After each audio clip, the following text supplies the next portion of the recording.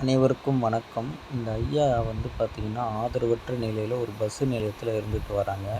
இவங்க யாருன்னே தெரியல. ஆனாலும் வந்து பார்த்திங்கன்னா, இவங்க காலில் வந்து அதிக புண்ணு. எப்படின்னா, ஒரு ஒரு வடுகு அளவில் வந்து ஒரு பெரிய புண்ணுங்க.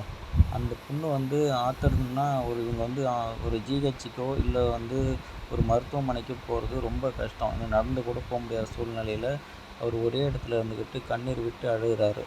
நாங்கள் எதிர்ச்சியாக சாப்பாடு கொடுக்கலாம் அப்படின்னு சொல்லிட்டு போயிருந்தோம். ஏன்னா தினந்தோறும் நம்ம வந்து மக்களுக்கு உணவு கொடுக்குற அந்த வேலைகளை பார்த்துக்கிட்டு இருக்கோம்.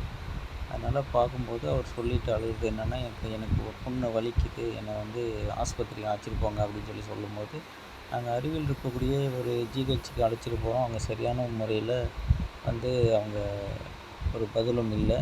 ஏன்னா அவங்க ஆதரவற்றவங்க அப்படிங்கிறதுனால ரொம்ப அலட்சியமாக பார்க்குறாங்க.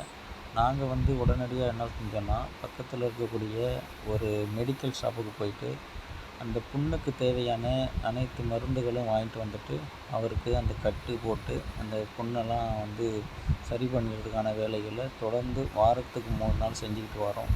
இதுபோல் வந்து தாய் தந்தையை வந்து அனாதையாக ரோட்டில் வந்து விட்டுடுறாங்க. அவங்க வந்து ஒவ்வொரு பஸ் நிலையத்திலையும் ரொம்ப கஷ்டப்படுறாங்க. தயவு செஞ்சு யாருமே இந்த மாதிரி ஒரு பாவ செயல்களை பண்ணாதீங்க.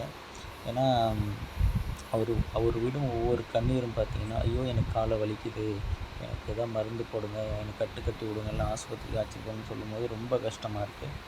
அதனால் எங்களால் முடிஞ்ச உதவிகளை நான் வந்து அவர் காலை வந்து க்ளீன் பண்ணி அதில் வந்து மருந்து போட்டு இந்த கட்டு போட்டோடனே என்னை கையெடுத்து கும்பிட்டாரு.